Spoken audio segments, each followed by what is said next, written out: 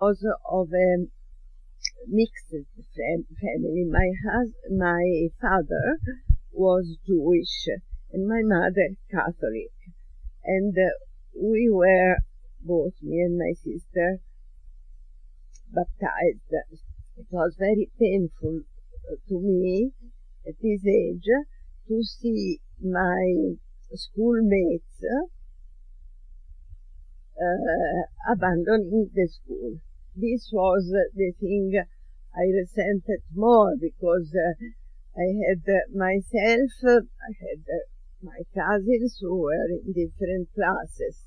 They had to abandon the school. And so I remember an episode. And one of these Jewish girls was very, very friend of another girl who was not Jewish. And they were always together. They slept one in the house of the other, and they ate together. They made their homework together. Well, from one day to the other, the Aryan girl didn't say any more hello to the Jewish girl who was living 3 houses distance. I remember the grief of this Jewish girl, maybe more than what was for the family. For as a 13-year-old girl, I felt mostly this type of grief. And so we began to be very much together, this Jewish girl and me. I had not, fortunately, somebody in the family who was so fascist. And so I tried to take the place of the other one. She was from a Jewish father and a Catholic mother, just in my position.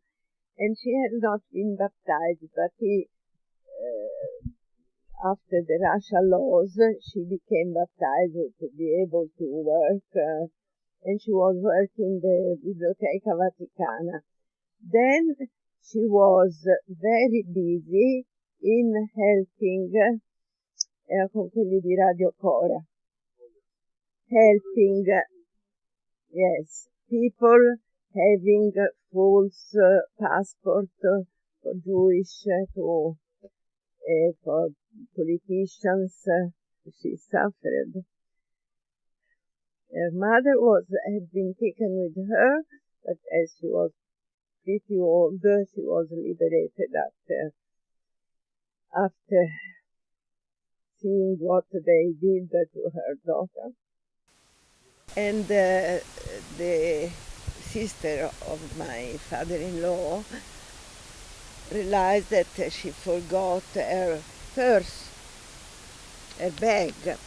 I don't know if just money or jewels. And so she said to her husband, "Go ahead, I go back at home." And when she went back at home, she found the Germans that had just arrived in that home. So from that moment, we know nobody knew. They took her and nobody knew. Still don't know? No. She was taken from the Jewish and taken to Auschwitz or to religious at all. He was very passionate of the story of his people, but he was not religious at all. He was what you call an agnostic.